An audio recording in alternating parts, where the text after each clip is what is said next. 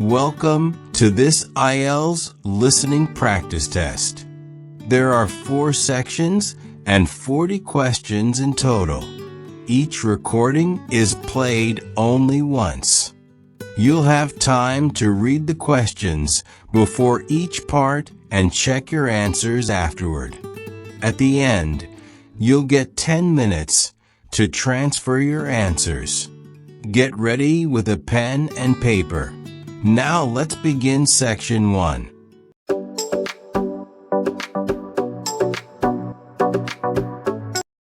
Section 1.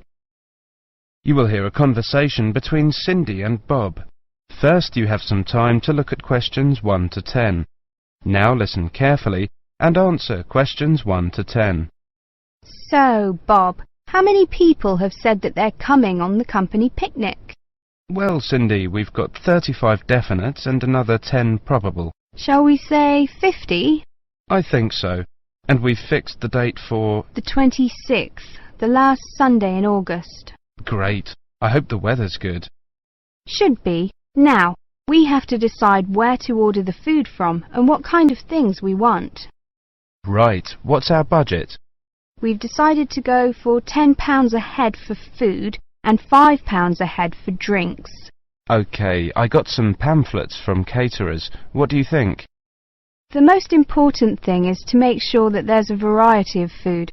We don't want people complaining that they don't like anything. We also don't want food that could deteriorate in the sun. Ice cream, that kind of thing. You've seen these pamphlets. What do you think? Well, I thought Paris Kitchen looked good. The price almost exactly meets our budget, and they seem to have a good variety. I don't know. A friend of mine used them for her company and wasn't impressed. Really? What exactly didn't she like? Well, the food. She said the food was good, but not quite the variety they'd expected. The drinks included some wine, which was apparently not very good. Oh, well, perhaps we need to consider this one, company caterers. Looks a bit pricey. Mind you, I've heard that they are very good. Let me check the price. Yes, £12 a head for food. That's more than our budget. Do you think we could get a discount? Let's see if it says anything in the pamphlet. Yes, they do offer a discount for groups of more than 30. 10%. Does that help us? 10% off £12. It's still more than we budgeted for. Hey, look at this one. Celebrations. It's a new company. I asked a few people about them, but no one has any ideas. Well, let's see. £9 a head for food and £5 a head for drinks. That's fine. What kind of food do they have? It says here that they just provide cold meals for picnics. Well, that's okay. And they include vegetarian dishes. We do have some vegetarians to take into consideration. Well, it looks good to me.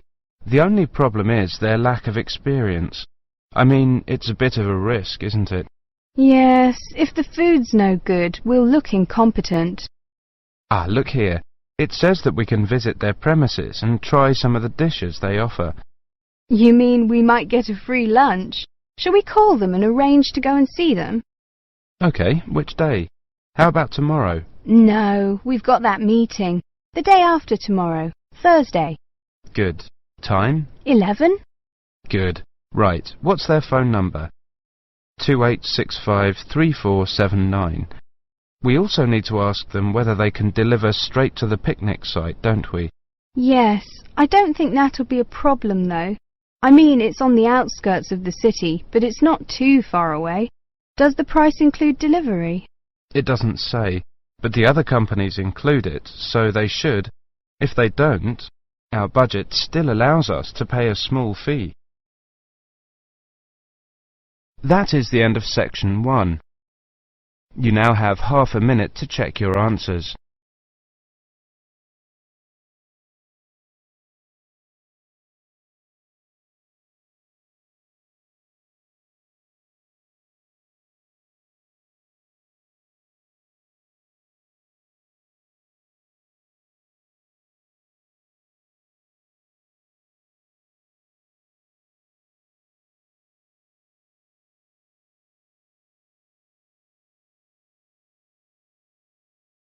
Now turn to Section 2.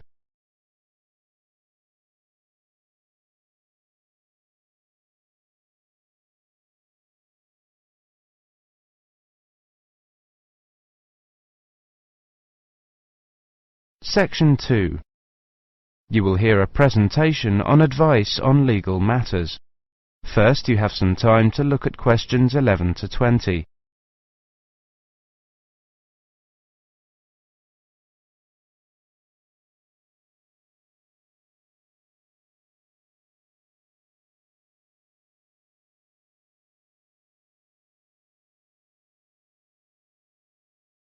Now listen carefully and answer questions 11 to 20. Good afternoon, everybody. My name is Sally Miller, and I'm here to offer you some advice on legal matters whilst you are studying at this university. Happily, most international students complete their courses without running into any serious legal problems. But if you do find yourself involved in a legal dispute of any kind, ask for help. There are two options. First, contact the students' union or welfare officer. Even if they cannot help you directly, they should be able to advise you where to go for help. The second possibility is to contact the Citizens Advice Bureau in your area. You can find them in the local telephone directory. They will be able to recommend a solicitor if you need one, and tell you if there is a local law centre providing free legal advice. They will also be able to tell you whether you can claim legal aid to help pay for any court and legal fees. Let me give you some basic information about the police. The police have the power to stop and search anyone who appears to be behaving in a suspicious manner. If you are arrested for any reason, even if you know it to be a wrong reason, remember a few very important things. 1. Don't be aggressive. 2. Do not try to bribe the police officer. 3. If you are arrested by plainclothes police officers, ask to see some form of identification. 4. Give your true name and address if the officer asks you to. Lying to the police is a criminal offence. 5. Do not sign any statement until you have received advice from a solicitor. There is always a solicitor on duty at every police station. 6. You will be entitled to make one telephone call. If you use this call to telephone a friend, urge your friend to contact someone from your university or from the Students' Union and get advice about what you should do next. If you find yourself in trouble with the police, it is very important to get professional advice. Contact any of the following: your university welfare officer, the Students' Union at your university, your local Citizens Advice Bureau, a local law centre. If you are found guilty of an offence, it could seriously damage your position as an international student, so be sure to ask for help as early in the process as possible. Remember, obey the local laws. The laws here may not be quite the same as in your own country. Here are a few examples of actions that are illegal here. It is against the law to possess offensive weapons. For example, knives, guns, chemical sprays used for personal defense. Even women are not allowed to carry sprays or other deterrents to protect themselves against possible assault, except for rape alarms. Possess or supply hard or soft drugs. Disturb the peace. This is called disorderly conduct. This means that you can be arrested for being too noisy or rowdy. A few words about drinking. In this country, it is perfectly acceptable for adults to drink alcohol in moderate amounts. For many people, drinking is an established part of their social life. Going out for a drink is how they relax or spend time with friends. If you go to a party or visit people at home in the evening, your host will probably offer you a drink. Often a lot of university social life can revolve around drinking, especially for undergraduates. Do not be surprised if people arrange to meet in a bar, or if events are held in a pub. But you are not obliged to drink alcohol if you do not want to, even if you are in a pub or at a party where everyone else is drinking. You can always ask for a non-alcoholic drink instead. And if you feel uncomfortable going to places that serve alcohol, explain this to your friends. There are lots of other places where you can meet. If you do choose to drink, remember that you should never drive a motor vehicle after drinking alcohol. It is dangerous, and the police can impose serious penalties on you. Also, remember that being drunk in public is not acceptable either, and the police can arrest you for it. Drugs and alcohol can cause serious problems. Let me repeat that in this country it is illegal to use drugs, except under medical supervision. But if you do use illegal drugs and you develop a problem, there are organisations you can contact. Contact your students' union or your student counsellor. Anyone over 18 years old can legally buy and consume alcoholic drinks in this country. But if you think you might be drinking too much, get help and advice from your student counsellor or your doctor. Again, there are special organisations that can help you with drug and alcohol problems. Contact them. That is the end of section 2. You now have half a minute to check your answers.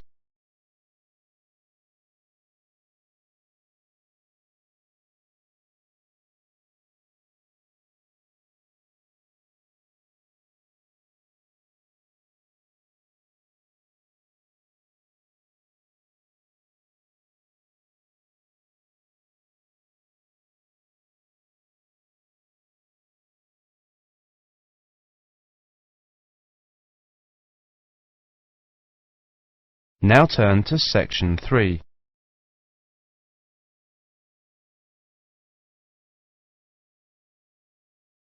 Section 3. You will hear a conversation between Carlos, Melissa, David and Simona. First, you have some time to look at questions 21 to 30.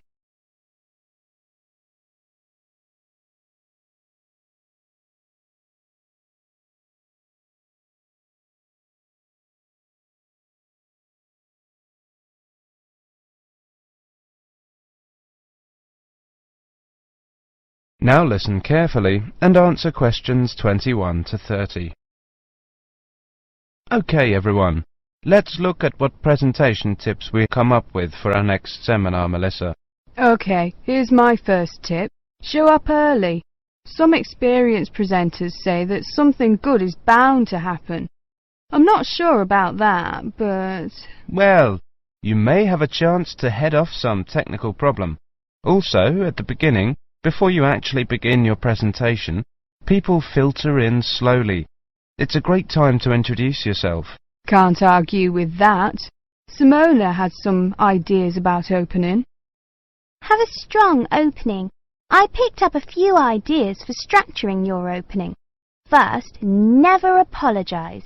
If you're worried the presentation won't go well, keep it to yourself and give it your best shot. Besides, people are usually too preoccupied with their own problems to notice yours. I like that. Open by addressing the following 3 questions. What's the problem? Who cares? What's your solution? Excellent suggestion. David, you've gone quiet. Well, my next suggestion is PGP. That means that with every subtopic, you should move from the particular to the general and back to the particular. Even though the purpose of a subtopic is to convey the general information, bracing it with particulars is a good way to draw attention and promote retention. I've got another one. This might not be a tip so much as a law. Give everyone at least one piece of paper.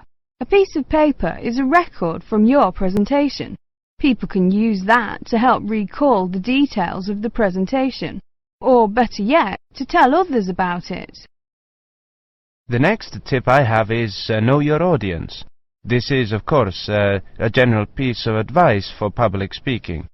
See if you can find out what styles of information a presentation they are most familiar and comfortable with. Adapting your presentation to those styles will leave fewer barriers to the direct communication of your material. I like that idea. We mentioned possible technical problems before. My next point is that maybe speakers should rethink the overhead projector. Is one really necessary? I think that often is, but I agree with your basic point, Simona. Don't use one just because it's there. Maybe a good tip is to consider carefully what you're putting on your slides. Yes, David, that's a very good point to make. Slide content is, well, you don't want too much, too little. Carlos? Good point to both of you. Another point I have is to respect the audience. Don't condescend by dumbing down your lecture. Show them respect by saying what you believe and what you know to be the whole story. I also have a point about humour. I think that humour is generally good, but be careful with it. Humour in a presentation works best when it actually drives the presentation forward. If you find you're using canned jokes that don't depend on the context of the presentation, eliminate them. David?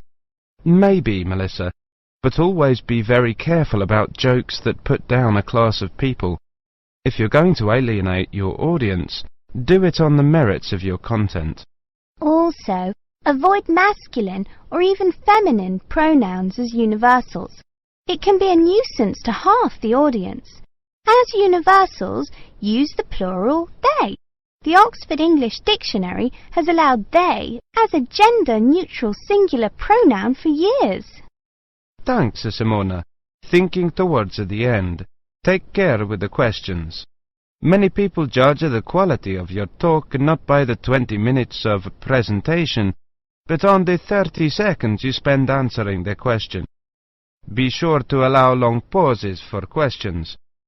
10 seconds may seem like a long pause when you're at the front of the room, but it flows naturally from the audience's point of view. Let people know you believe your material. Speak with conviction. Believing your subject matter is one of the best ways to speak more effectively. Finish early, and something good is almost bound to happen. If nothing else happens, people will be able to leave early, and suddenly they'll have an extra couple of minutes to do things they didn't think they'd get to. People will really like you if you do that. I think we have missed the key point. Practice. Practice over and over and over. If you can, record your presentation. Play it back and watch yourself. You'll discover 1,000 horrible things you never knew about yourself. Now watch it again without the sound. Why are your hands flying around like that? Now listen to it with the picture. Get rid of those ums. Now watch it at twice the normal speed. This emphasizes low-frequency cycles in your gestures. David, those were excellent points. I have one more, something quite simple, but often overlooked. I read that the two most dehydrating things you can do in a modern civilization are live presentations and air travel. I don't know if it's really true, but the message is that the way to stay sharp is to drink lots of water.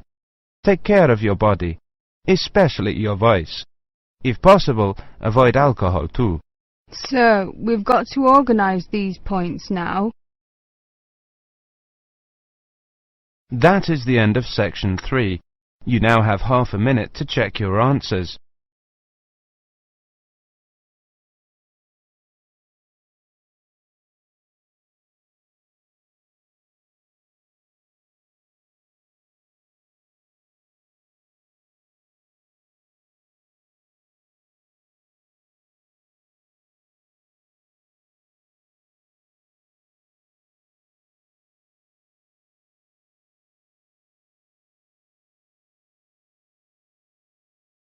Now turn to section 4.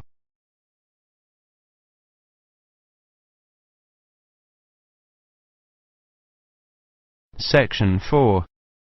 You will hear a monologue on the subject of the Celts. First, you have some time to look at questions 31 to 40.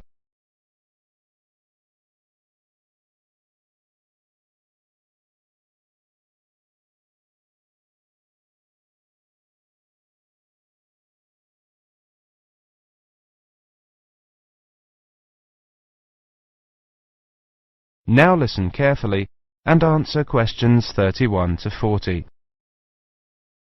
Welcome to this introductory lecture on the Celts. Who were the Celts? The Celts were an Indo-European group, that is, related linguistically to the Greeks, the Germanic peoples, certain Italic groups and peoples of the Indian subcontinent. They arose in Central Europe at the beginning of the first millennium BC, and were an iron-using and horse-rearing peoples.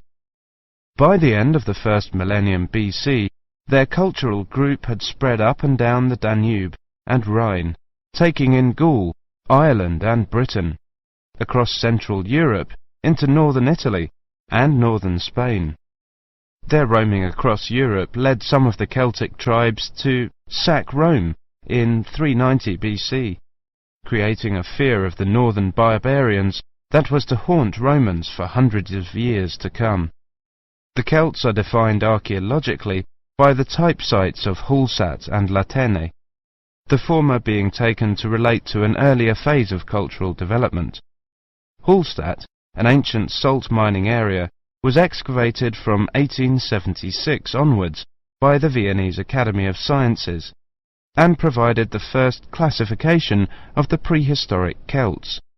In 1858, the waters of Lake Neuchâtel in Switzerland sunk to a low level, revealing a large prehistoric settlement with a huge number of surviving artifacts. The nearby town of Latene gave its name to the second phase of Celtic cultural development. However, please note that these phases overlap through time and are defined according to geographical area. Let's look at each of these, taking the Hallstatt first. Hallstatt culture is characterized in 4 stages. A and B were during the Late Bronze Age, from about 1200 to 700 BC. C was in the Early Iron Age, from about 700 to 600 BC. D was from about 600 to 475 BC. The Hallstatt culture spanned Central Europe, with its centre in the area around Hallstatt in central Austria. There were 2 distinct cultural zones, the eastern and the western. At the start of the period, long-distance trade was already well established in copper and tin, the basic requirements for manufacture of bronze. From about 700 BC, trade in iron also became established. The Hallstatt area also already controlled the trade in salt, crucial when there were few other means to preserve food. Control of these 2 crucial trade goods, iron and salt, provided the basis for the accumulation of wealth and influence. From 800 BC, some burials of rich people can be identified in Central Europe, with grave goods such as wheeled wagons and iron swords. Hallstatt C saw the construction of fortified hilltop settlements to the north of the Alps. These had burial mounds holding very high-quality goods, such as vehicles and expensive imported treasures. By the time of the Hallstatt D period, these increasingly extravagant burial mounds were clustered around a few major hill forts to the southwest of the region. This suggests a development and a concentration of wealth and social power, possibly based on the development of Massilia, present-day Marseille, as a Greek trading port. The expansion of luxury trade brought greater opportunities for profit and helped to create an increasingly stratified society, with the development of a wealthy nobility. Over the period from 1846 to 1863, 1,000 graves were found at Hallstatt, with an astonishing range of artifacts, including clothing and salt mining equipment, as well as weapons, jewellery, pottery, and imported bronze vessels in the chieftains' graves.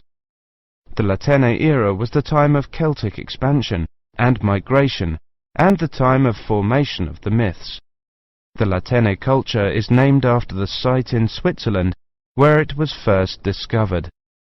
The Latene people were those known to the Romans as Gauls, originally found in an area from eastern France to Bohemia. The Latene culture spread rapidly from about 400 BC. The Latene Celts settled in Spain in 450 BC, in northern Italy in 400 BC, invaded Rome in 390 BC, invaded Greece in 279 BC, invaded Galatia in modern Turkey in 270 BC. By 200 BC, they occupied the lands that are now Britain, the Netherlands, Brittany, Belgium, Germany and Switzerland. There is much debate over how much of the expansion into Britain was achieved through invasion and settlement, and how much was the expression of cultural transfer that accompanied trade and reflected the commonality of kinship and language of many tribes. There is little evidence for actual migration of Latin people into Britain. Nevertheless, it does appear that the Latin culture was more militarily focused than the Hallstatt one. The Latin graves across Europe hold iron weapons, swords and spearheads, and wooden shields, as well as everyday items such as razors, yokes, cauldrons and jewellery. That is the end of section 4. You now have half a minute to check your answers.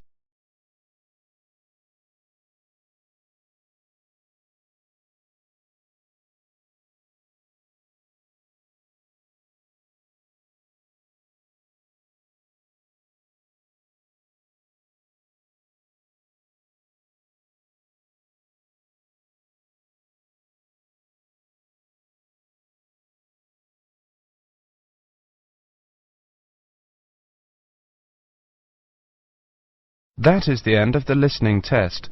In the IELTS test, you would now have 10 minutes to transfer your answers to the listening answer sheet.